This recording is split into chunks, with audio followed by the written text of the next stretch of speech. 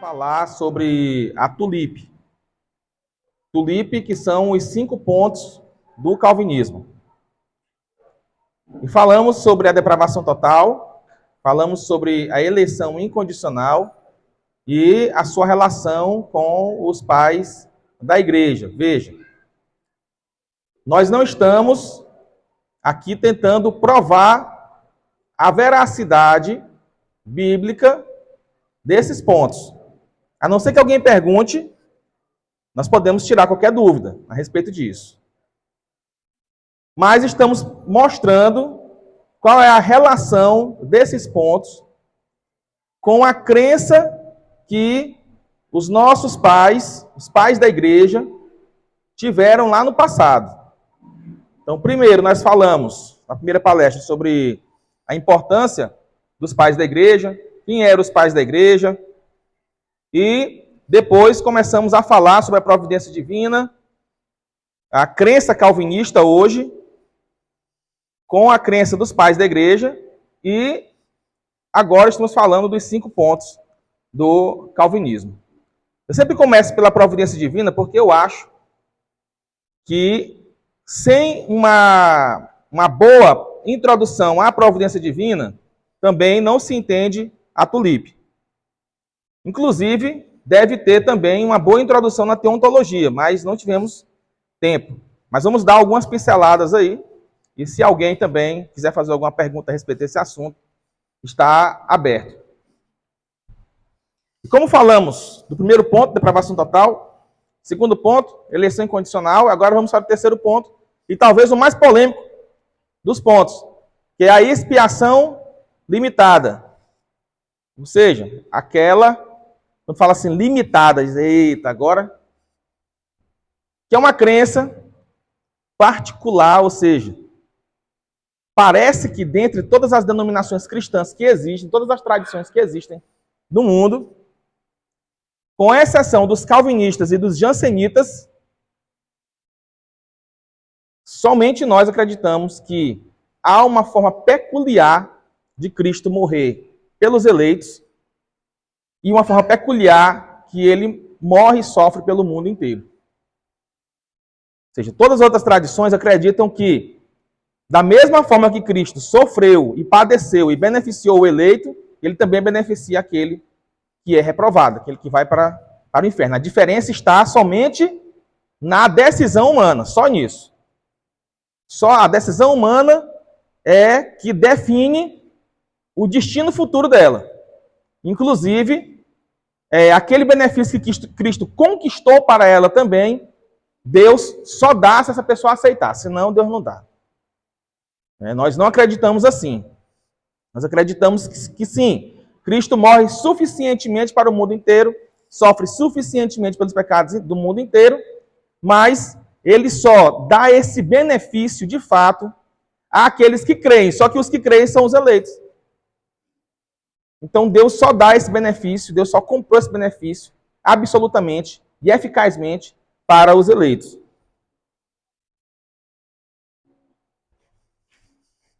Então vamos ver aqui o que diz Peter Vermigli, foi um grande reformador contemporâneo de Calvino. Ele diz o seguinte: eles também admitem que Cristo morreu por todos nós e inferem disso que os seus benefícios são comuns a todos. De bom grado, concedemos isso também. Ou seja, todos os calvinistas concedem que sob algum ângulo, Cristo morreu por todos os homens. Então essa afirmação não é problemática. Problemáticos são as deduções a partir dela.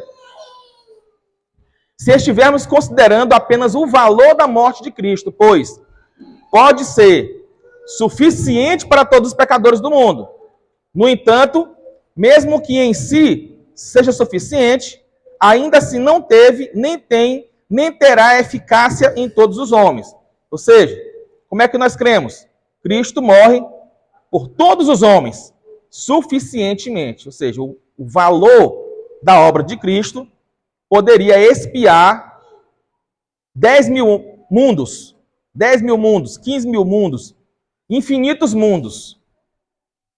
E isso não é uma questão de limitar o poder de Deus, porque mesmo que ele morresse por todos os homens do mundo, vamos dizer sem exceção, ainda assim todos os homens do mundo não seriam homens infinitos.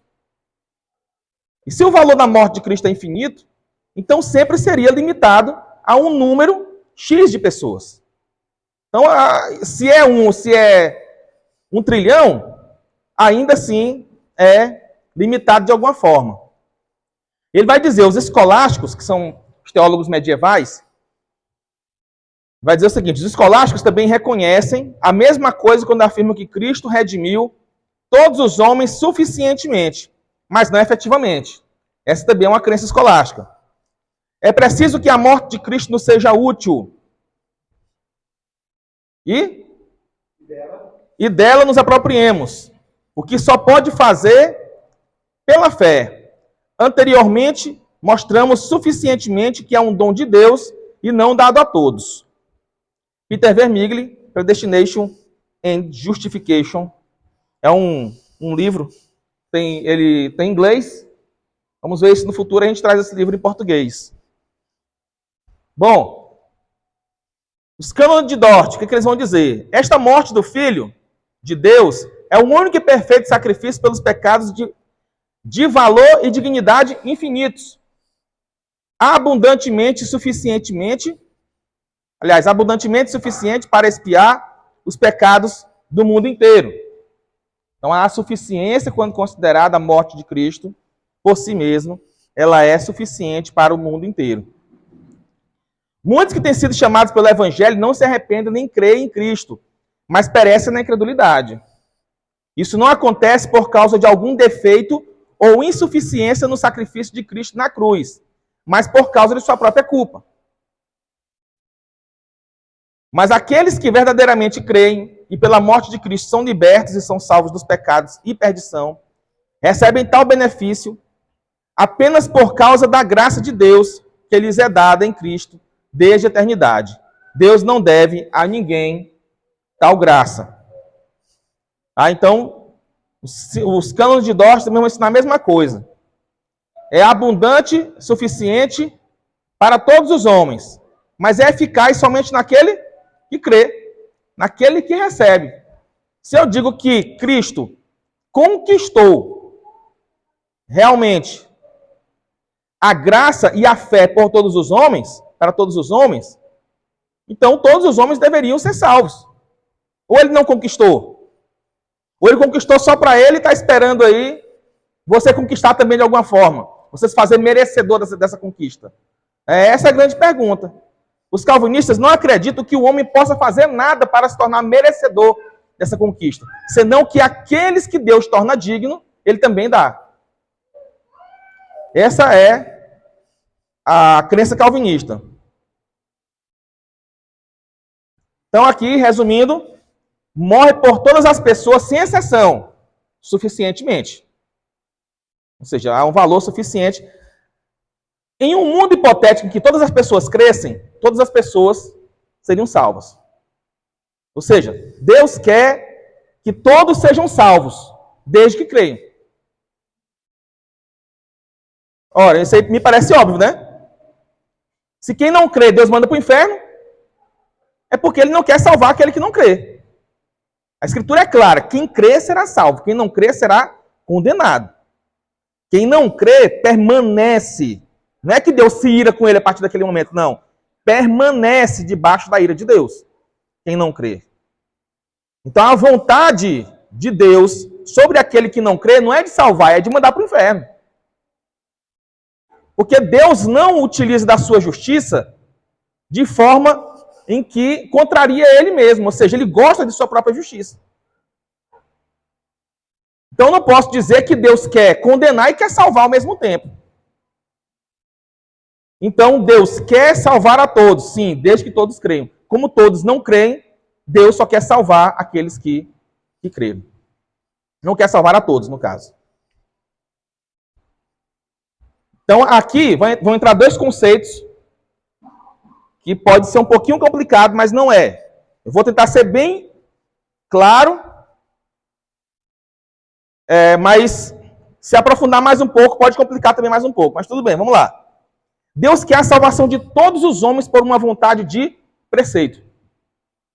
ou de signo, chamada de signo.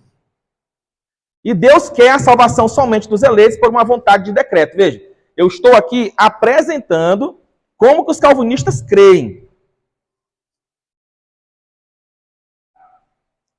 A vontade de preceito, a vontade de signo, como é chamado, ou de sinal, ela é uma vontade legal, de permissão ou proibição. Então, quando você tem um decálogo, por exemplo, você tem um decálogo, é a lei de Deus, é um preceito divino que Deus ordena a todos os homens. Então, é uma vontade de Deus que os homens se comportem daquela forma. Mas ela não faz parte daquilo que de fato vai acontecer. Então, veja, por exemplo, quando Deus chega para Caim e diz assim, olha, é do seu dever que você se controle. Você não deve fazer assim, deve fazer assado. Cabe a você. Veja, ali é um preceito. Ele está informando, Deus está informando. Deus não está dizendo para Caim o que ele vai permitir e o que ele não vai permitir no tempo. Deus está informando para Caim o que ele deve fazer. Então, essa informação é uma vontade de preceito. Quando Deus... Esse exemplo que eu vou dar agora foi o exemplo usado pelo criador dessa distinção aí, que é Pedro Lombardo. Quando Deus pediu a Abraão o sacrifício de Isaac, ele disse, eu quero Isaac, sacrifício. Abraão obedece aquele preceito divino e ele vai. Sobe o morro, chegou lá em cima, o que acontece? Deus muda de ideia, por acaso? Tipo, não quero mais não, é isso? Não, na verdade, é que aquele preceito, Deus nunca quis realmente que aquilo acontecesse. O preceito foi para testar a fé de Abraão. Mas eu não posso também dizer que Deus mentiu. Então era de uma vontade de preceito, era apenas um preceito. Deus apenas informou a Abraão o dever de Abraão. E aí Abraão cumpriu aquele dever até a hora que disse, não, Deus, tá bom, agora eu sei. Né? E recompensa ele com a fé. Né? Ou seja, tudo, claro, antropomórfico, ou seja, Deus se comporta como um de nós, a fim de que nós possamos entendê-lo. Então a vontade de preceito é uma vontade em Deus que pode ser frustrada. Porque é comum vermos que Deus permite frequentemente que os homens desobedeçam sua lei. Então a lei é o preceito. A lei pode ser uma proibição e pode ser uma permissão. Ou pode ser uma indicação, né, um dever, você deve fazer. Ou, por exemplo, no caso da bebida alcoólica. É permitido que se faça, mas você não deve fazer, não é preciso fazer. Você só faz se você quiser. Então, existe a permissão e existe aquilo que você deve fazer, ou seja, uma ordem positiva. Não matarás, não adulterarás. É positivo. Né? E a vontade de beneplácito ou de decreto é a vontade absoluta de Deus. É aquilo que Deus quer e vai acontecer. E que ninguém pode dizer o contrário. Então, olha, então há uma diferença aí. A vontade de preceito ela pode ser frustrada, porque ela apenas informa. E a vontade de decreto é aquilo que está de acordo com o governo. Deus diz que vai e vai acontecer. A vontade de signo, ou a vontade legal de Deus, ou de preceito, ela é relativa às leis, então é Deus como juiz. Quando desobedece a lei, o que acontece? Deus vai lá e bate da forma correta. E quando obedece, Deus premia aquela pessoa. Então, Francis Turrentin, o maior dos escolásticos, ele vai dizer o seguinte. Francis Turrentin, ele é calvinista, tá, gente? Só lembrando aí. No fato de se dizer que Deus quer a salvação de todos pela vontade de sinal, no caso de preceito, e a nega pela vontade de beneplácito, que é a de decreto, não há contradição. Então, o que nós ensinamos, nós calvinistas, é que Deus quer a vontade Aliás, Deus quer a salvação de todos os homens por uma vontade de preceito ou vontade de sinal. Eu não vou entrar, a não ser que alguém pergunte, mas eu não vou entrar o porquê que o nome é esse, vontade de sinal. Porém, pela vontade dele de decreto, Deus quer a salvação somente dos eleitos. E assim, o grande problema aqui para nós é que, como a vontade de beneplácito, a vontade de decreto, ela é uma vontade absoluta, então ela é uma vontade que não pode ser frustrada. E aí é onde nós discordamos dos nossos amigos arminianos. Porque eles acreditam que essa vontade de salvar a todos os homens também é uma vontade de beneplácito. Os católicos romanos também acreditam nisso. Que é uma vontade de beneplácito, ou seja, uma vontade de decreto. Mas ele é um decreto que ele depende da ação humana. Ou seja, Deus quer salvar a todos. Ele decreta, mas esse decreto, ele só vai chegar ao seu fim naquelas pessoas que crerem. Por isso que eles chamam de eleição condicional. Ou seja, na condição da pessoa crer, e essa condição ela é atendida pela pessoa, e na pessoa, Deus não pode tornar certa aquela decisão, porque eles acham que isso retira a liberdade da pessoa, né? Porque a condição ela pode existir. Qual é a condição do homem para ser salvo? É ter fé. Essa condição no homem. Agora nós acreditamos que essa condição ela é suprida por Deus. Deus dá a fé, dá o querer. Né? Como nós vimos ontem no próprio Concílio de Ordens que diz isso daí. Deus dá o querer para o homem. E ele quer, e aí ele é salvo. Então Deus dá a fé para esse homem. A diferença entre nós e os arminianos é que os arminianos não creem, os arminianos creem que Deus dá a fé quando o homem quer aceitar ter fé. É até paradoxal isso daí. Porque se ele já quer, então é porque ele já tem fé antes. Então isso não faz o mínimo sentido. Vamos chegar mais à frente aí. Então nós calvinistas clássicos cremos que Deus quer salvar a todos os homens sem exceção, somente preceitualmente. Cremos que Cristo sofre por todos os homens e morre por todos os homens suficientemente, mas não eficazmente. Cristo morre e sofre eficazmente somente pelos eleitos. Aqui é um pai da igreja que se aproximou bastante do nosso conceito, do conceito calvinista atual. Os pais da igreja anteriores, os primeiros pais da igreja, eles tinham uma noção muito confusa sobre a expiação limitada. Limitada não, sobre expiação em geral. Então não adianta você procurar nenhuma teoria da expiação atual, de nenhuma tradição cristã, que está desenvolvida nos pais da igreja. Nenhuma. Então não adianta cobrar para nós, calvinistas, uma definição exaustiva da nossa teoria da expiação lá nos pais da igreja. Porém, há ali pontos do qual nós podemos extrair essa doutrina. Ou seja, às vezes não está claro, mas nós podemos deduzir de algumas crenças dos pais da igreja.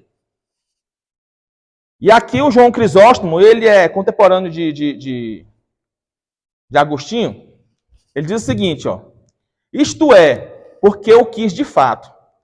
É este, diria, seu desejo. Sempre eudokia. Eudokia é vontade em grego, tá, gente? Eudokia. É que tem o eudokia e o eurastia, tá? Os dois são vontades. A eudokia é a vontade de decreto, a eurastia é a vontade de preceito. Essa criação, ela não é da cabeça da gente, não. Está na Bíblia. E é por isso que esse texto é um pouco confuso. Vamos lá. Sempre eudokia, a vontade principal e precedente. Ele está falando de uma vontade antecedente, né? Algo que foi desenvolvido depois, de uma forma bem estranha, por João Damasceno, que é aquele último pai da igreja lá do século VIII, que eu falei antes aqui. Aqui, precedente. De fato, existe outra espécie de vontade. Por exemplo, a primeira é que não pereçam os pecadores. A segunda é que pereçam os que se tornaram malvados. Não os castiga a necessidade, mas a vontade. Pode-se verificar isso no dito de Paulo: quisera que todos os homens fossem como sou. E ainda, desejo, pois, que as jovens viúvas se casem, criem filhos. Denomina eudoquia, portanto, a vontade primordial, a intensa unida ao desejo, a pertinácia. Não recusarei empregar o termo mais comum, a fim de que o assunto se torne claro para os mais simples. Assim também nós explicamos. Explicamos? Explicamos a intensidade da vontade. Em nossa opinião, significa Deus assaz, muito anseia a nossa salvação. Aqui,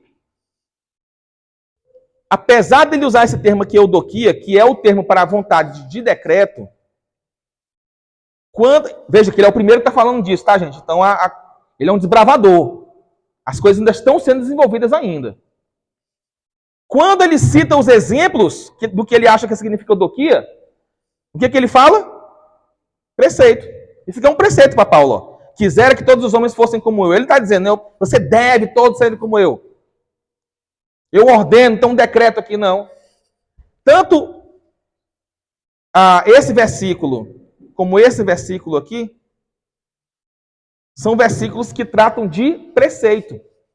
Então, essa vontade salvífica universal, ou precedente, ela era uma vontade de preceito para João Crisóstomo. Enquanto o conceito de vontade antecedente e consequente, ou seja, de vontade salvífica universal, dos arminianos e dos católicos romanos, é baseado em um pai da igreja do século VIII.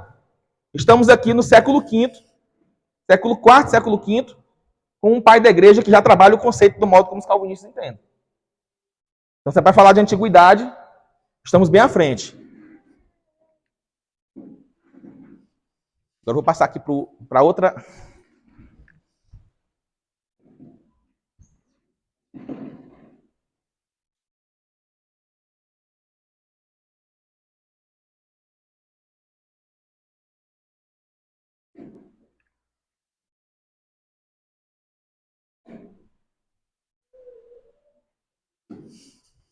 Então, eu separei, né, a forma como nós cremos, que é um pouquinho complicada, só um pouquinho, com a forma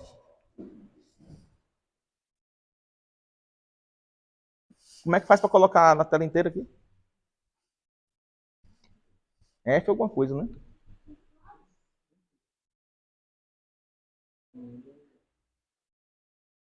Aí pronto. E agora falar como era a crença dos pais da igreja e o porquê que nós cremos assim, dessa forma. Veja, eu não estou a tratar de todas as teorias de expiação que os pais da igreja creram. Eles creem em muitas coisas. Muitas coisas mesmo. Mas assim como o tema da eleição incondicional, da depravação, não foi tratado de forma exaustiva, mas somente depois, primeiro, para você saber o valor da expiação de Cristo, você primeiro precisa saber quem é Cristo. E quando foi que ficou definido as naturezas de Cristo, por exemplo? No século 6, 7, não foi? No sexto concílio. Então demorou. Não tinha como um pai da igreja ter uma noção exata. Então, antes de Ário, pais da igreja diziam que Jesus era Deus, mas eles não sabiam exatamente o que isso significava. Como é que Jesus... É feita essa pergunta para Justino. Como é que Jesus é Deus e o Pai é Deus, mas eles são duas pessoas? E Deus só é um. Eu vi essa pergunta. Ele tentou responder, mas a resposta dele não foi tão satisfatória. Por quê? Porque é difícil realmente. A igreja teve que se reunir para decidir isso daí. Então, a teoria da expiação também não era para ser tão bem desenvolvida, justamente porque não se tinha muita noção exatamente do que era Jesus Cristo.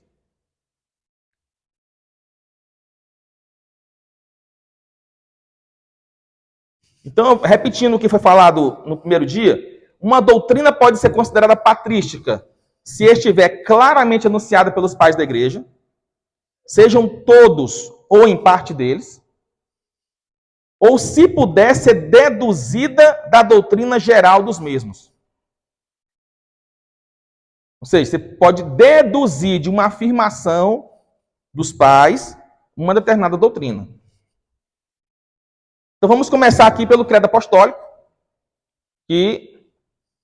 Por que eu começo pelo credo apostólico?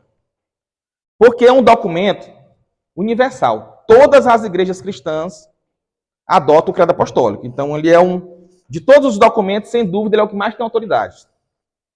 Mais até do que os concílios que vieram depois. Então, segundo a tradição, o Credo dos Apóstolos é um documento de origem apostólica, apesar de que, de fato, hoje se sabe que ele não foi escrito pelos apóstolos mesmo, né? Mas, segundo os historiadores, ele surgiu no século II como resposta ao gnosticismo. De uma forma ou de outra, ele é usado por todas as igrejas históricas. O Credo Apostólico, assim como os 10 Mandamentos e a oração dominical, foi anexado pela Assembleia de Westminster ao Catecismo, não como se houvesse sido composto pelos apóstolos, ou porque deva ser considerado escritura canônica, mas por ser um breve resumo da fé cristã, por estar de acordo com a palavra de Deus e por ser aceito desde a antiguidade pelas igrejas de Cristo. Então, a importância desse credo aqui é inestimável para a igreja cristã. E qual é o ponto aqui que eu quero chegar? Primeiro, a definição da palavra mundo. Porque sempre que nós falamos de uma expiação limitada, nós também trabalhamos a questão: Cristo morreu pelo mundo. Mas o que significa mundo? Porque Deus amou o mundo de tal maneira, não é assim? Então, há esse debate, mas o que significa mundo?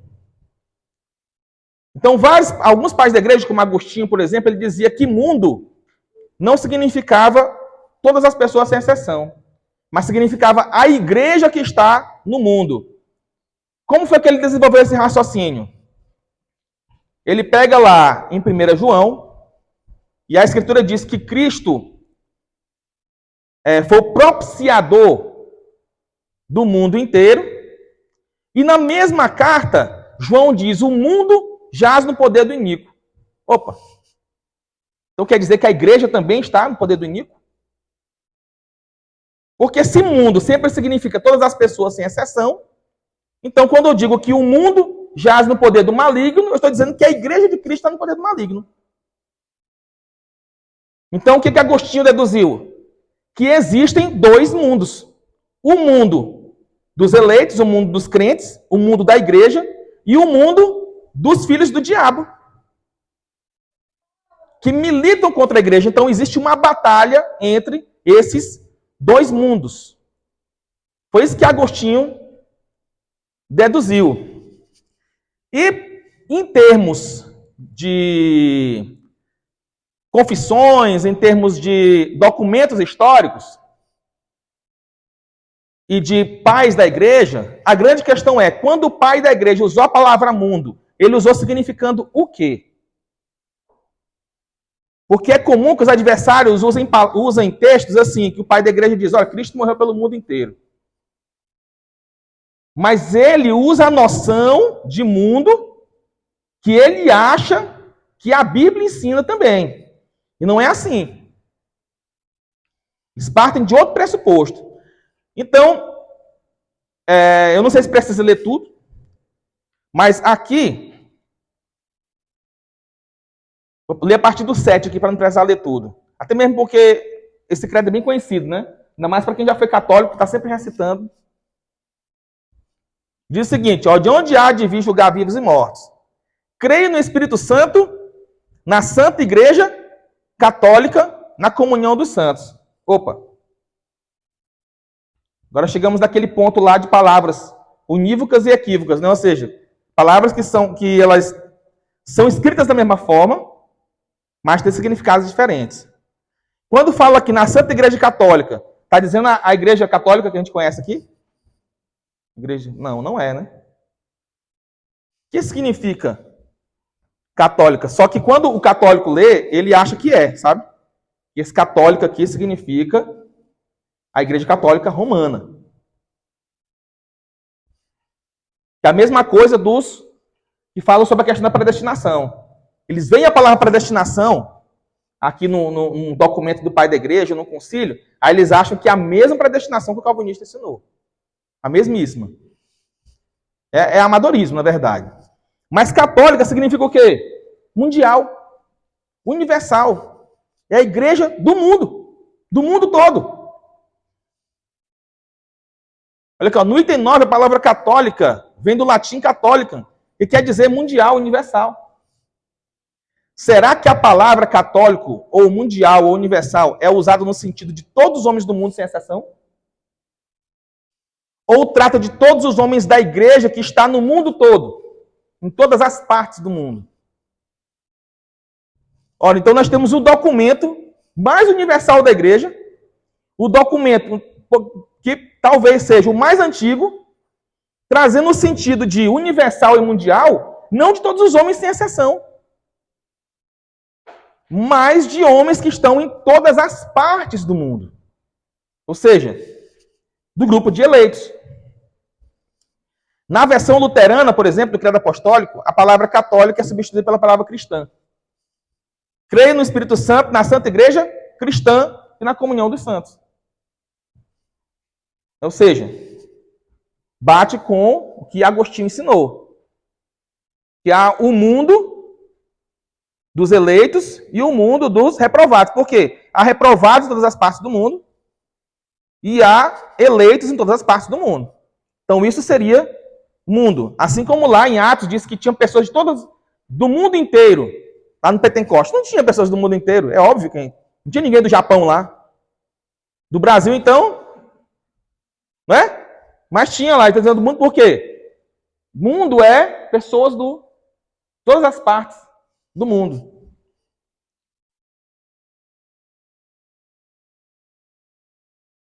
Então, uma doutrina pode ser considerada patrística, isso daqui a gente acabou de ler, mas eu quero repetir isso aqui, ó. Se puder ser deduzida da doutrina geral dos mesmos. Agora vamos pegar uma doutrina patrística, fortemente patrística, claramente anunciada pelos pais da igreja, que atualmente só os calvinistas mantêm essa doutrina, e que dela nós podemos deduzir a expiação limitada. Os pais da igreja também foram unânimes que somente os que creem e foram batizados seriam salvos. Como pensar em uma vontade salvífica de todos os homens sem exceção, se eles tinham ciência de que a igreja não estava no mundo inteiro? Ou seja, todo pai da igreja ele tinha a ciência de que a igreja não estava em todas as partes, nem em todos os países do mundo. Que haviam vários e vários homens que nunca tinham ouvido o evangelho. Ainda assim, eles acreditavam que aquele que nunca ouviu o evangelho e não foi batizado, veja, podia até ouvir o evangelho, mas ele não foi batizado, era inferno para ele. Isso era a crença unânime dos pais da igreja. Então, como é que eles pensavam assim? Ah, Cristo morreu para que todos os homens fossem salvos. Mas Cristo não se revelou para esses homens, ele tem só aqueles da igreja aqui que vão conhecer.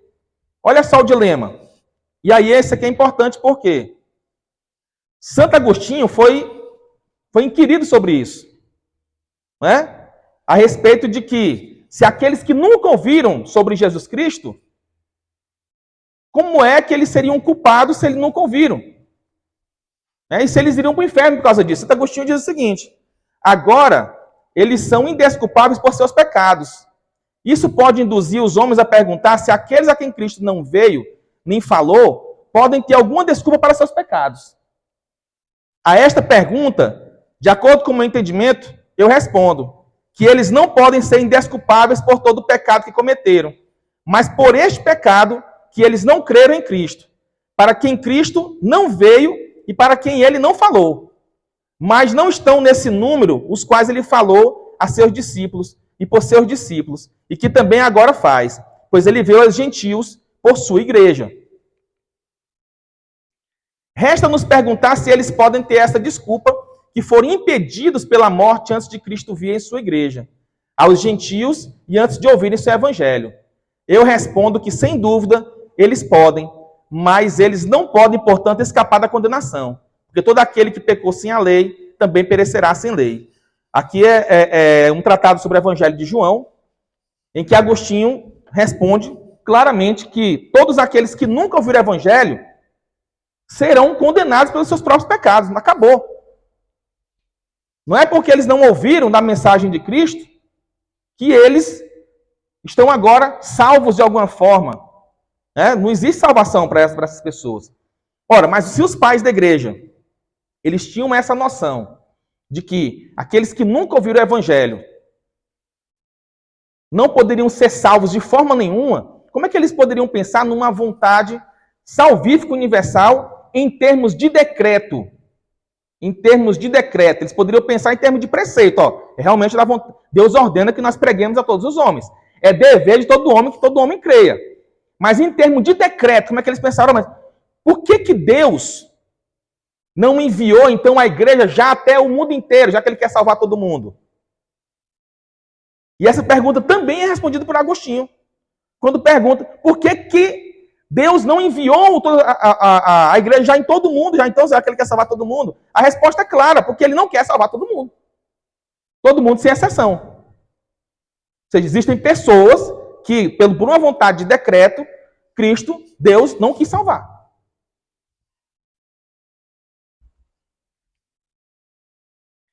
E aqui, para confirmar,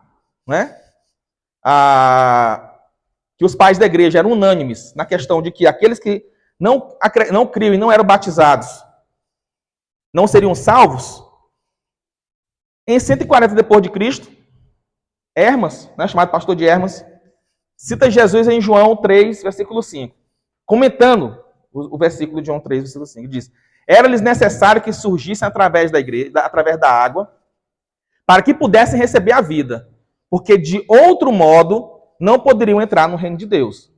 Ou seja, só existe um modo de entrar no reino de Deus, através da igreja. É sendo batizado. Santo Ambrósio, 387 depois de Cristo. Quem não renascer da água e do Espírito Santo não pode entrar no reino de Deus. Ninguém está isento, nem a criança, nem aquele que está impedido por alguma necessidade. Vendo aquela conversa que a gente estava tendo ontem, né? Aqui, para Santo Ambrósio, século IV, a criança que não era batizada ia para onde? Inferno. Essa era a crença dos pais da igreja. Então seria muito fácil se Cristo quisesse realmente, se a crença deles era que Deus queria salvar todos os homens, era fácil pelo menos dizer que a criança seria salva, né? Pelo menos elas, né? Mas não, eles eram duros nisso. Somente a igreja salva. Somente a igreja salva. Não ouviu? Perdeu. Essa era a crença dos pais da igreja. Justino Marte escreve: eles são por nós conduzidos a um lugar onde há água, e lá renascem no mesmo tipo de regeneração na qual nós mesmos renascemos. Eu vou só abrir um parênteses aqui, nada a ver com expiação ilimitada. Mas por que eles tinham que ir para um lugar onde tinha água se o batismo fosse só molhando a cabeça?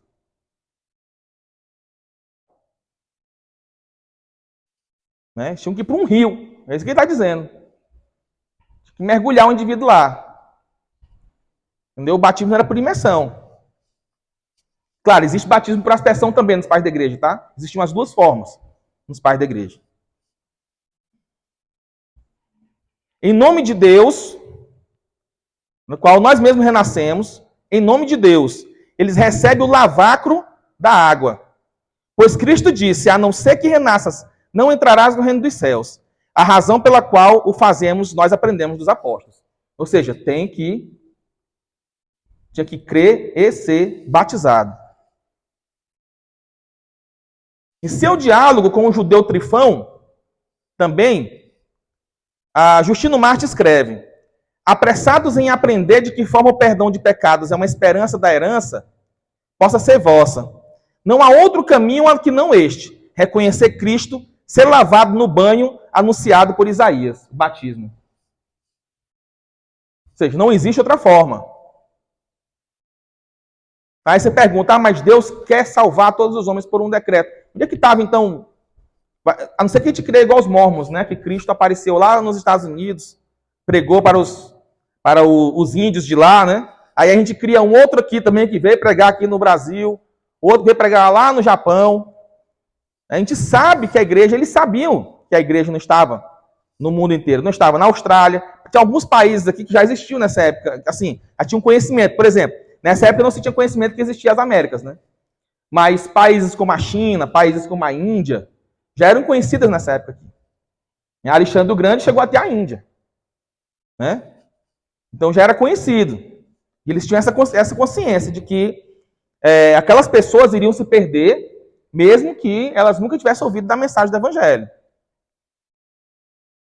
Tertuliano. Está de fato prescrito que ninguém pode obter a salvação sem o batismo. Especialmente considerando-se a declaração do Senhor que diz: a não ser que um homem nasça da água, ele não terá vida.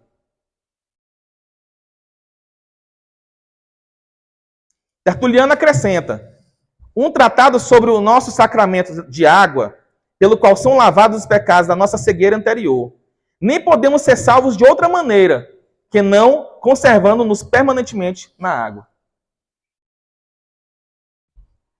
Mas só você chegar em qualquer outra tradição cristã hoje, todas elas vão dizer que existe algum outro modo de ser salvo se a pessoa não ouviu o Evangelho. Não ouviu o Evangelho, mas ela não acha justo que essa pessoa se perca. Mas essa não era a crença dos pais da igreja. Os únicos que permanecem nessa crença hoje somos nós reformados.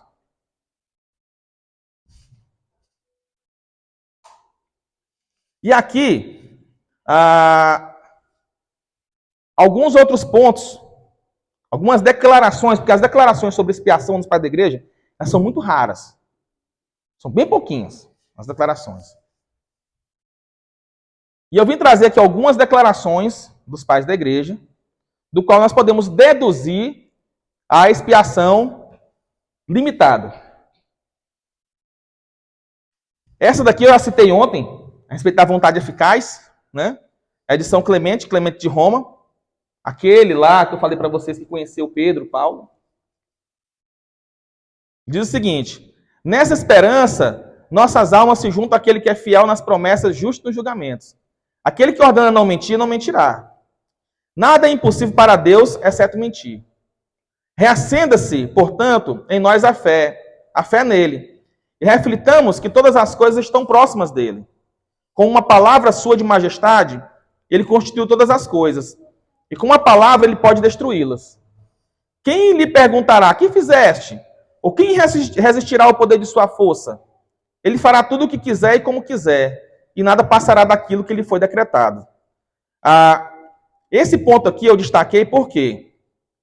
Porque se nada passa daquilo do que foi decretado, então não pode ter havido nenhum tipo de decreto divino de Deus de salvar todos os homens. Porque senão todos seriam salvos. Outro ponto é que ele diz que, ele faz uma pergunta retórica, né? Quem resistirá ao poder de sua força? Ou seja, o que ele está dizendo, Deus é onipotente. Deus tem o poder de fazer o que ele quiser. Se ele quisesse salvar o mundo inteiro, ele teria salvo. Então tem que se fazer essa pergunta aí. Se Deus é onipotente, por que ele não salvou todos, então, já que ele quer isso? É sinal que ele só queria de alguma forma, de algum modo, mas não absolutamente. Então, no meu ver, esse texto aqui, ele se deduz dele a doutrina da expiação limitada. Mas Clemente de Roma continua. O amor nos une a Deus. O amor cobre multidão de pecados. O amor tudo sofre, tudo suporta. No amor não há nada de banal nem de soberbo. O amor não divide. O amor não provoca revolta. O amor realiza tudo na concórdia. No amor tornam-se perfeitos eleitos de Deus. Sem o amor, nada é agradável a Deus. É no amor que o Senhor nos atraiu a si. É por causa do seu amor para conosco que Jesus Cristo, nosso Senhor, conforme a vontade de Deus, deu o seu sangue por nós, sua carne pela nossa carne e sua vida por nossa vida. Caríssimos, vede como o amor é coisa elevada e maravilhosa, e que sua perfeição está além de qualquer comentário. Quem é capaz de se encontrar nele, senão aqueles que Deus tornou dignos?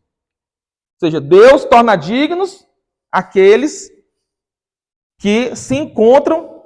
Veja bem, não é aquele que se encontra em Deus, Deus torna digno, não. Deus tornou digno aqueles que se encontrariam nele. Aqueles que se encontraram nele depois. Aí aqui, você pode pensar o seguinte, que é a objeção que a gente recebe dos adversários, né? Eles vão dizer o seguinte. E quando Clemente fala que por causa do seu amor para conosco, conforme a vontade, deu o seu sangue por nós, sua carne pela nossa carne, eles dizem o seguinte, não. Ele está falando realmente, porque Cristo morreu por nós. Mas não está dizendo só por nós aqui. Né? Falta a cláusula ali do somente. Né? Então eles pensam assim, é nossa carne porque Cristo morreu também por nós. Só que quando a gente vai ver a continuação, né? O que é que Clemente vai dizer rapidamente aqui, só para... Desculpa aqui, pronto. O que é que Clemente vai dizer? Ele vai citar agora exemplos, né? Para ilustrar a morte de Cristo. É o que ele vai fazer. Então ele vai dizer o seguinte, ó, para citar também exemplos dos pagãos. Muitos reis e chefes, em tempos de peste, admoestados por oráculo, se ofereceram à morte para salvar, com o seu próprio sangue, seus concidadãos. O rei, eles tomam exemplo aqui dos reis pagãos. Esses reis pagãos, eles morriam por todas as ações da terra? Ou só pelo povo deles mesmo? É o que está escrito aqui, ó, concidadãos. Aí ele fala aqui, ó, muitos abandonaram suas próprias cidades no intuito de pôr fim a uma revolta. Aí ele coloca aqui, ó, sabemos que entre nós muitos se entregaram às cadeias, a fim de libertar outros. Não poucos se entregaram como escravos e com o preço da venda deram alimentos a outros. Isso que é pesado, né? Tinha cristão que se entregava como escravo, ou seja, era vendido como escravo voluntariamente, para que com aquele dinheiro pudesse alimentar outros cristãos que estavam passando fome. Muitas mulheres, fortificadas pela graça de Deus, realizaram numerosas ações viris. Não, mas a igreja cristã é machista. Clemente, que lá no primeiro século, a bem-aventurada Judite, no cerco de sua cidade, pediu aos anciãos permissão para sair e se dirigia ao acampamento dos estrangeiros. Ela, portanto, enfrentou o perigo. Saiu da cidade por amor à pátria e ao povo que estava cercado. Ela saiu por amor a todos? Todas as pessoas sem exceção, não. A pátria, a nacionalidade dela. Qual é a nossa pátria? A Escritura fala, não fala que somos concidadãos dos santos, cidadão do céu, não é? Então Cristo morre pelo cidadão do céu. É a nossa pátria. E o Senhor entregou Holofernes nas mãos de uma mulher. Continua ainda. Nem foi perigo menor que se expôs Esté. Isso aqui é a carta de Clemente, tá, gente? Perfeita na fé, para salvar as 12 tribos de Israel que estavam a ponto de perecer. Foi para salvar o mundo inteiro? Só tinha a nação de Israel lá, presa lá na Só a nação de Israel que estava lá? Não era, mas Esté, ela foi lá e ela falou pelas 12 tribos de Israel. Ela se ofereceu, foi pelas 12 tribos de Israel. Veja que em todos os exemplos citados por São Clemente, todas essas pessoas, elas falam pelo seu povo, pelos seus cidadãos. E aí vai dizer o quê? Que estava a ponto de perecer. No jejum e na humilhação, ela implorou ao Senhor, que tudo vê, o Deus dos séculos, E ele, vendo a humildade dessa alma, libertou o povo em favor do qual ela havia enfrentado o perigo. Isso aqui são ilustrações do que seria a obra de Cristo em outros homens, né? Inclusive entre os pagãos. Depois ele cita os exemplos da Escritura e até mesmo dos livros apócrifos, né? No caso da Judite. A carta de Barnabé. Eu gosto dessas duas aí, né? Que Barnabé é citado na Bíblia, Clemente também, né? Diz o seguinte: o Senhor julgará o mundo com imparcialidade. Cada um receberá segundo o que fez. Se for bom, sua justiça o precederá. Se for mal, diante dele, o salário do mal. Olha só, veja só. Aqui, mundo parece ser empregado o quê? No sentido de todas as pessoas, sem exceção, né? Ora, se ele está dizendo aqui, fala do bom e do mal, e fala do julgamento, então nós vemos aqui a palavra mundo sendo empregada no sentido de todos, sem exceção. Aí ele continua. O Senhor suportou entregar sua própria carne à destruição, para que fôssemos purificados pelo perdão dos pecados, isto é, pela aspersão feita com seu sangue. A respeito dele, a Escritura diz o seguinte sobre Israel e sobre nós: ele foi ferido por causa de nossas iniquidades, maltratado por causa de nossos pecados, e nós fomos curados por sua chaga. Foi conduzido como ovelha ao matadouro, e como cordeiro ficou mudo diante do tosqueador. Aqui aquela mesma objeção lá. É nossas, mas não é só nossas. Mesma objeção que os adversários fazem. Ah, entregou a sua carne por nós. Não, mas não foi só por nós. E aqui é que está a questão. Vamos lá. Ainda o seguinte, meus irmãos, continua Barnabé. Se o Senhor suportou sofrer por nós, olha só, o Senhor suportou sofrer por nós, embora fosse Senhor do mundo inteiro. Opa, como assim? Porque esse embora aqui, ó, a conjunção adversativa, né? Uma conjunção adversativa. O que ele está dizendo?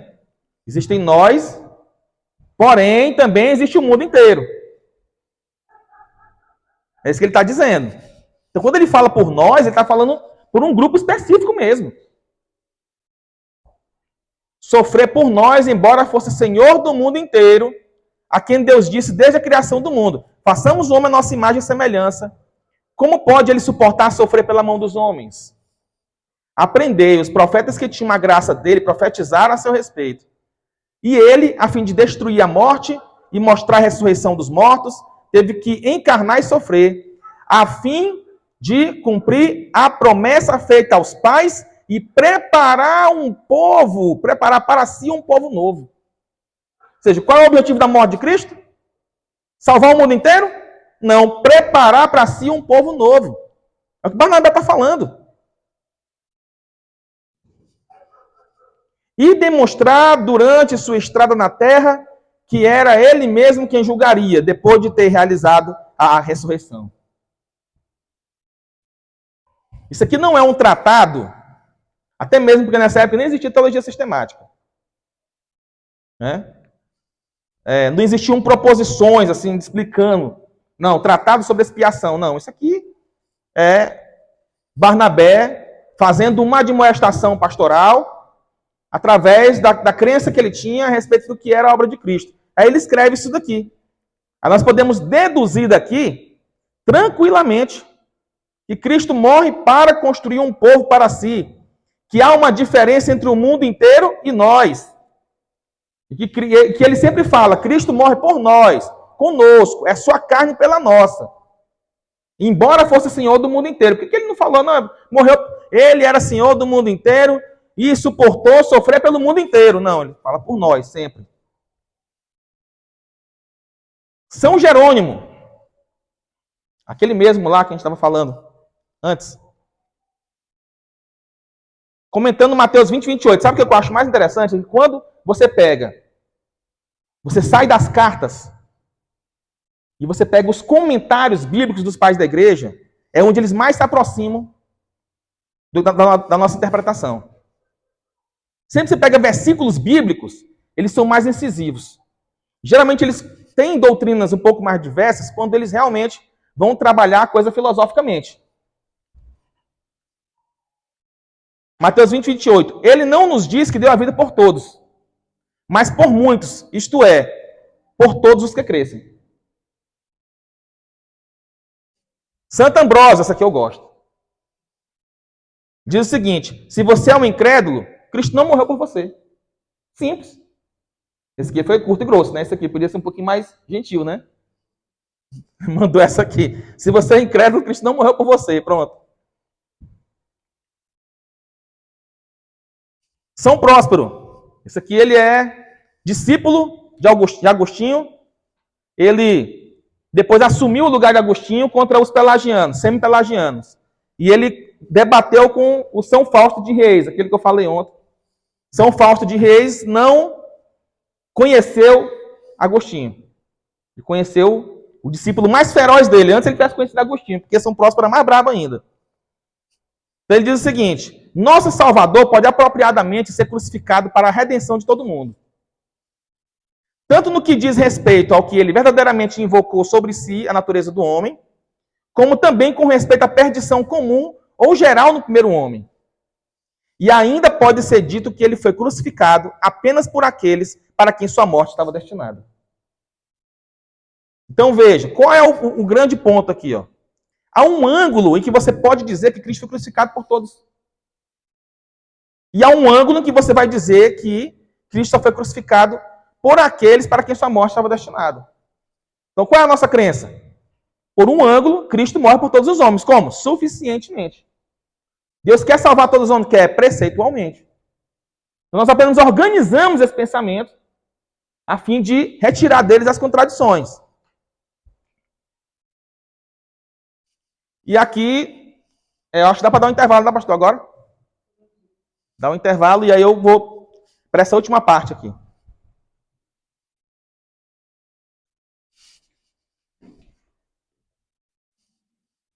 Essa... Estão ouvindo aí, né? Aqui, agora foi. Essa crença de crer e ser batizado era uma crença dos pais da igreja.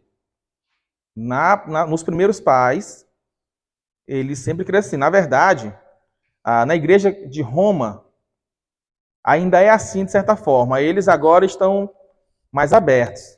Mas até uns 2 séculos atrás, acreditavam nisso, né? Que só o batizado seria salvo. Por isso que tinha aquela coisa, a criança está morrendo, aí tinha que ir correndo atrás do padre, né? Para pegar o padre, para o padre lá batizar antes da criança morrer, que se morresse, ia parar no limbo, né? Que era um local que era no inferno, mas que eles não participavam do sofrimento, mas estavam separados de Deus.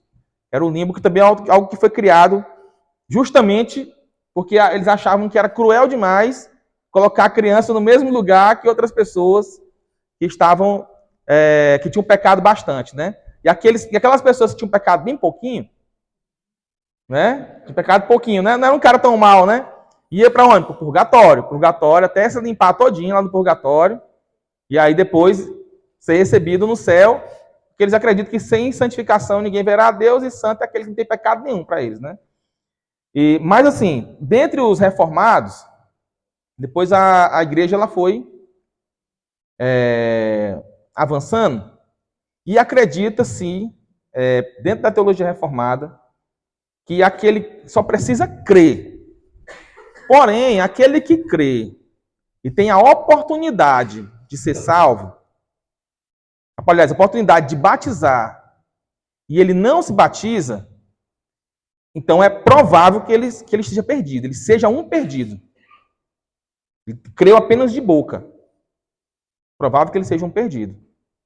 Mas se for igual o ladrão da cruz lá, que creu, não teve a oportunidade de ser batizado, então, no mesmo dia, ele vai estar... E assim,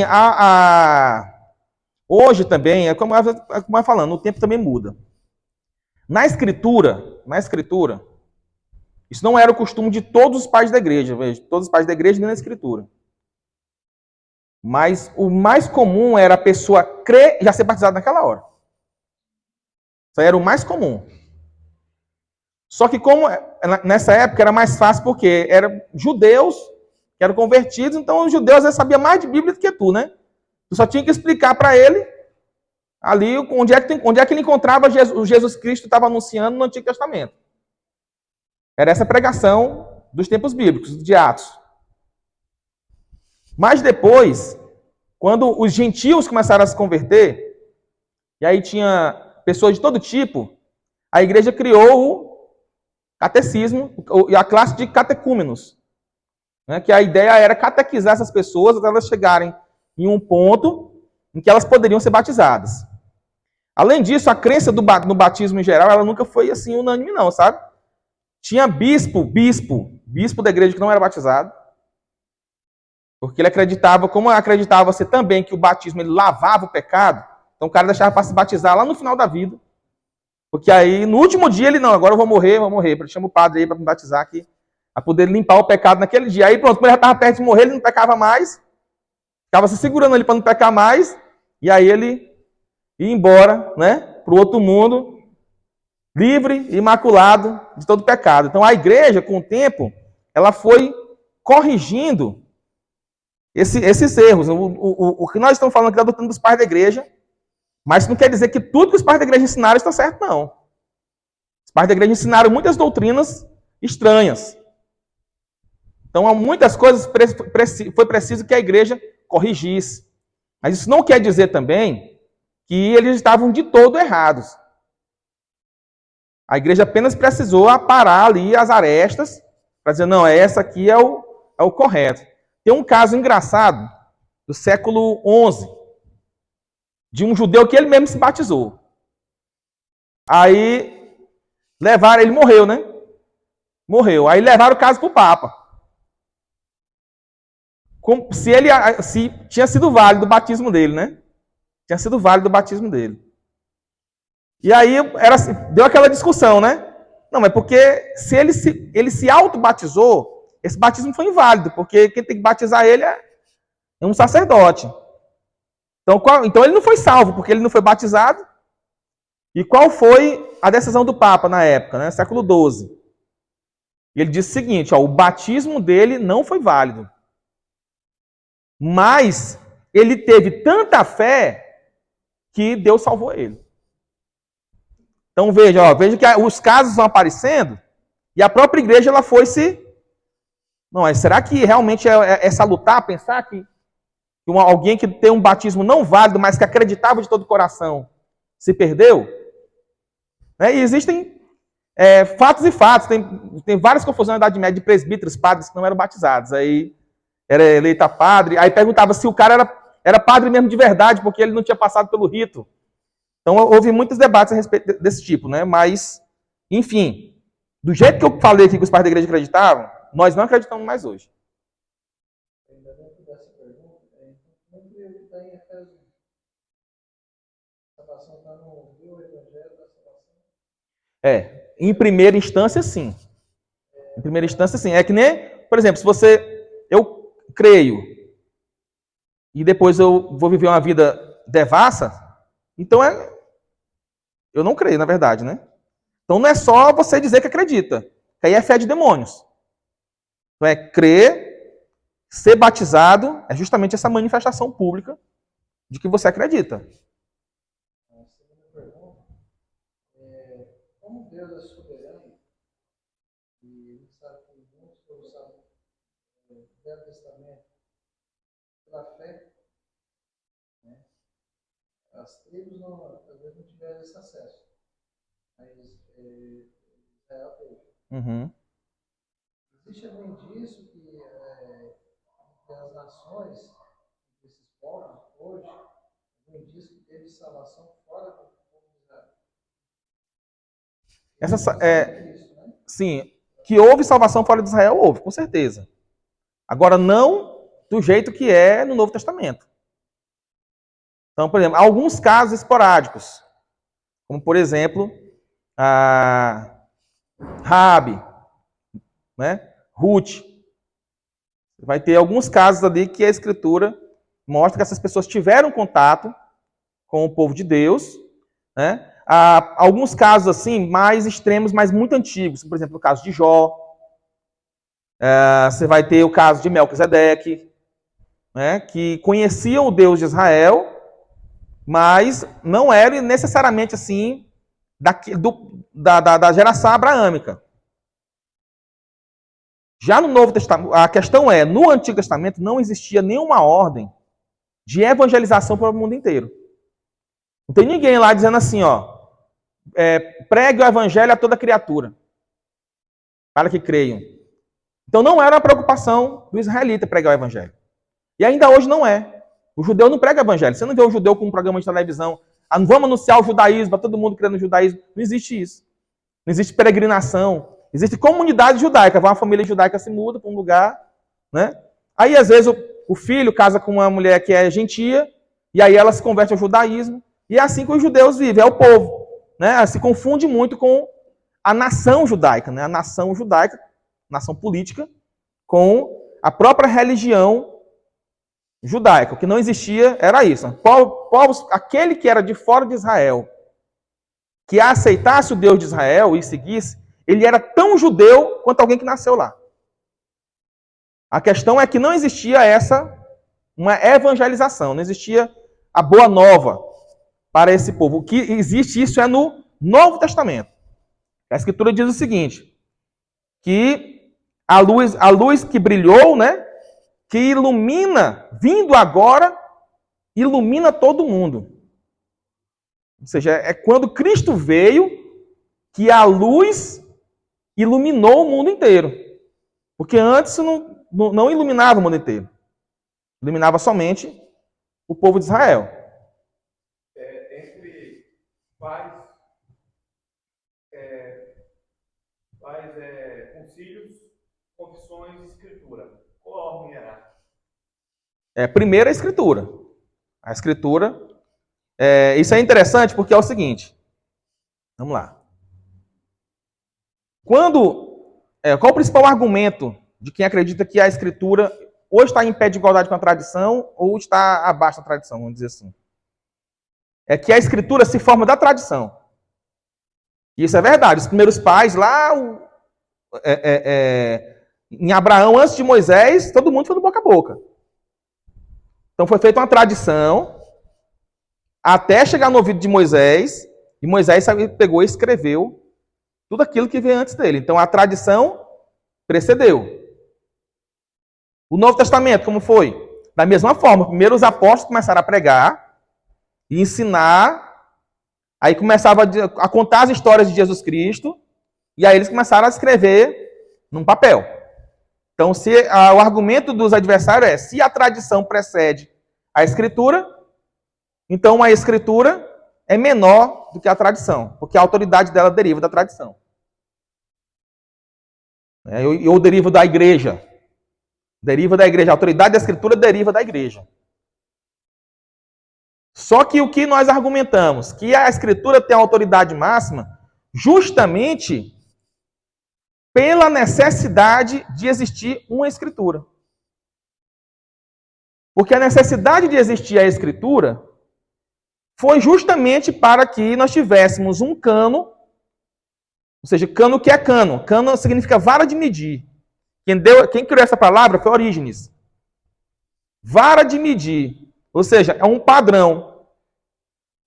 Por quê? Porque existiam várias pessoas em outros lugares dizendo que tinham Bíblias. Então você tinha um Evangelho de Barnabé, Evangelho de Pedro, você tinha Apocalipse não sei das quantas, você tinha vários Evangelho de Tiago. Né? E aí existiam vários, começaram a aparecer livros e mais livros pseudopígrafos, né? Ou seja, o cara escrevia um livro e aí ele dava o nome de um apóstolo. Então, tá aqui, ó, Evangelho de João, tá vendo? Tem um Evangelho de João aqui, ó. Aparecia, só que ele mesmo tinha escrito. Então, para que a gente tivesse agora, não, peraí, se todo mundo, se aparecesse um monte de Bíblia por aí, vai ficar complicado. Nós precisamos ter um objeto que seja um padrão, que a gente possa medir se as doutrinas são verdadeiras ou não. Então, é para isso que surge a Escritura. Então, é óbvio que a tradição precede a Escritura. A questão é que depois, a tradição agora passa a ser julgada pela Escritura. Porque a Escritura é justamente para que a tradição não invente coisas novas. Então, esse é o motivo de existir a Escritura. É como, por exemplo, se eu disser, suponhamos que se eu disser, que só porque a igreja foi conduzida pela providência divina a juntar o cânon, ela agora tem mais autoridade, tem a autoridade, ou seja, a autoridade da Escritura deriva da igreja, que por isso agora a igreja é que decide o que o cânon diz. Então eu teria que dizer que aqueles homens que escreveram a nossa Constituição estão acima da Constituição. Não, eles escreveram a Constituição e estão abaixo da Constituição. E eles nem podem fazer também, nem dizer algo que a Constituição não diz. Todos eles vão ter que se balizar ali, pelo que a Constituição diz. Eu sei que no nosso país a Constituição não está valendo muita coisa não, mas eu estou falando assim, é como deveria ser, né? Como deveria ser. Se tem um Supremo lá, um Supremo Tribunal, é a mesma coisa. Aqueles indivíduos ali, eles existem para interpretar a Constituição e eles não podem dizer o que a Constituição não diz. Da mesma forma, é a igreja. Se por acaso a determinação de muitos dessa autoridade sobre o outro, nem o Papa teria autoridade sobre os cardeais, porque quem elege o Papa são os cardeais. Então, essa é a questão. Então, a Escritura, em primeiro lugar. Agora, o concílio, né? Os concílios, eles têm uma autoridade análoga à Escritura. Por quê? Porque aquele concílio que está de acordo com a Escritura, então ele é como se a Escritura fosse. Aquele que está de acordo, primeiro ele tem que ser julgado pela Escritura. Se ele está de acordo com a Escritura, então ele é como se fosse a própria Escritura. Assim também é qualquer homem. Qualquer homem. Os reformados acreditam que a pregação da palavra de Deus, o sacerdote está aqui na frente, ele prega a palavra de Deus, quando tudo que ele fala concorda com a Escritura, é como se o próprio Deus estivesse falando. É por isso que a Escritura ensina lá em Atos, que diz o seguinte, Atos 7, que aqueles homens resistiram ao Espírito Santo. Mas quem que eles resistiram, na verdade? Resistiram à pregação do Evangelho. Então, aquele que estava pregando, pregou a palavra de Deus corretamente. Então, aquele que resistiu à palavra de Deus pregada corretamente, resiste também ao Espírito Santo. Resistir ao Evangelho e ao pregador que é verdadeiro é resistir também a Deus. O texto nem fala de uma graça irresistível que foi resistida, né? É um preceito, né? O pregador anunciou e aquelas pessoas resistiram ao pregador, né? Que representava Deus naquele momento. Eles não resistiram o Espírito Santo em si. Até nisso daí o pessoal erra bastante. Então, consenso dos pais e nada é quase a mesma coisa. Eles podem estar errados. Os concílios, a autoridade ali, derivada da Escritura, do lado dela. Tá? E as nossas confissões. As confissões, elas podem ser mudadas, mas elas são infalíveis enquanto existem. Elas são infalíveis enquanto existem. Se você quer questionar a confissão, você não questiona a confissão. Você tem o direito de não acreditar na confissão, mas você vai ter que ir pelas vias legais para poder mudar a confissão, e aí aquela que passou já foi. A que está agora vigente, ela é infalível a partir daquele momento. Ou seja, ela é infalível enquanto todos acreditam nela. Quando a igreja deixa de acreditar, porque a confissão é um documento da igreja. Ela não é um documento da pessoa em particular. A pessoa em particular, ela pode discordar da confissão. O que não pode discordar da confissão é a igreja. Então, se você está dentro da igreja, então você tem que decidir se você caminha com a igreja ou se você não caminha com ela. É simples. Então, a confissão infalível enquanto existe. Os concílios, esses já se eternizaram já pela história já. Não tem mais como, acabou já, é fim de papo. Aqueles dali não tem mais, pelo menos aqueles 6 primeiros, que são os cristológicos, não tem como mais mudar aquilo dali não. Aquilo dali se eternizou. Se tiver alguma confissão nossa que se eternize também igual a eles, que bom. né? Deus vai mostrar através do tempo que aqueles homens interpretaram a Escritura de forma dogmática e infalível. Mais alguém?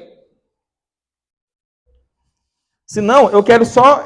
já está quase acabando, você quer vir rapidinho. Porque é um ponto, isso aqui é um ponto, em que os adversários pegam muito nesse pé, né? Tá, Agostinho defendeu a eleição incondicional. Agostinho defendeu a depravação total. Mas Agostinho não defendeu a expiação limitada. É o que eles dizem. E nós, calvinistas, dizemos que sim. O maior dos pais da igreja, que foi Agostinho, defendeu sim a expiação limitada. Inclusive, teve um texto agora, um pouco, né, que eu coloquei, de Agostinho. Só que a gente tem que ter assim, uma noção de que Agostinho teve várias fases na sua vida. Então, teve uma fase em que ele acreditou igual os semi-pelagianos.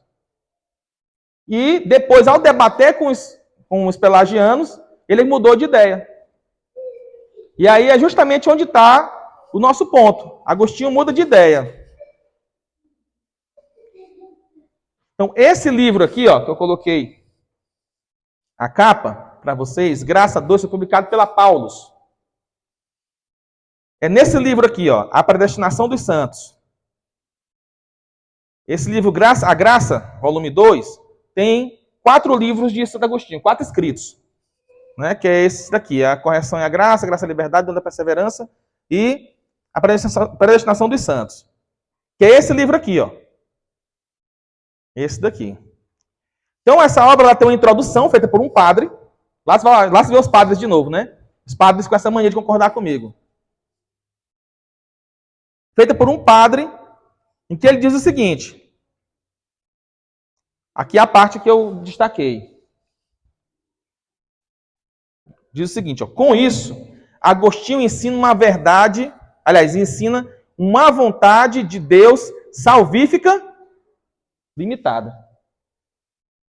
Deve-se ter por firme que Deus é absolutamente justo, mesmo se uma explicação desta justiça não é de fato possível, diz Agostinho. Depois de 421, ensinou que Deus destinou a salvação apenas àqueles que efetivamente alcançam a salvação. Aqui ele cita a obra De Fides. Os outros são predestinados ao eterno aniquilamento, que é o contra Juliano. Agostinho não mencionou jamais a doutrina segundo a qual Deus quer que todos os homens se salvem. 1 Timóteo 2,4. Então aqui é o seguinte, depois de 421, já no final da vida de Agostinho, ele muda de ideia e nunca mais cita esse pensamento de que Deus quer que todos os homens sejam salvos. Ele passa a ser um particularista. Ou seja, existe um modo, de algum modo, Deus quer salvar todos os homens. Mas não é eficazmente. Deus não quer absolutamente, por uma vontade de decreto, salvar todos os homens. Esse é o pensamento de Agostinho a partir de 421. Por quê? Porque muita gente acredita que foi Teodoro de Beza, aluno de Calvino, que criou essa ideia da expiação limitada. Que é a vontade de Deus salvífica limitada. E nada mais falso. E aqui, ontem nós falamos do sínodo de Chies, sobre a dupla predestinação. E ele também traz uma questão, uma opinião a respeito da salvação universal, sínodo de Chies. E o sínodo de Chies diz o seguinte: Deus onipotente quer que todos os homens, sem exceção, sejam salvos, embora nem todos sejam salvos. Que alguns sejam salvos é dom daquele que salva. Que alguns, ao contrário, se percam, é culpa daqueles que se perdem. O sínodo de Chies também afirmou que Cristo sofre por toda a humanidade. Só que nós não negamos isso. Apenas acrescentamos que Deus quer salvar todos os homens? Sim, preceitualmente. Cristo sofre por toda a humanidade? Sim, suficientemente. Apenas acrescentamos isso. E é interessante, para vocês verem como o sínodo de Quies, ele não anula essa nossa proposta, que o sínodo de Valença, 2 anos depois, 3 anos depois, o sínodo de Valença vai dizer o quê? No cânon 4. O sínodo de Valença é aquele que fala da dupla predestinação. Que eu falei ontem. Que evoca para si a autoridade apostólica. Ele diz o seguinte, ó. Igualmente no que diz respeito à redenção, mediante o sangue de Cristo, em vista do quê? Do grande erro surgido por esta questão, a ponto de alguns, como provam seus escritos, afirmarem que este sangue tenha sido derramado também em prol daqueles ímpios, que do início do mundo até a paixão do Senhor, morreram na sua impiedade e foram punidos com a condenação eterna. Ou seja, o sínodo 3 anos depois afirma que dizer que Cristo morreu por todos os homens, ou seja, pelos aqueles homens ímpios que morrem na impiedade, ele chama essa doutrina de grande erro. Ah, mas aí um sínodo está contradizendo o outro? Não. O que um sínodo está dizendo é que, por um ângulo, Deus quer salvar a todos. E o outro sínodo está dizendo, não, por outro ângulo, Deus quer salvar só os eleitos. É justamente isso que nós defendemos. E aqui termina a nossa parte de expiação limitada. Ainda bem que eu tirei um monte de coisa aqui, senão não dá tempo não. E aí, meus irmãos, a parte que nós tínhamos combinado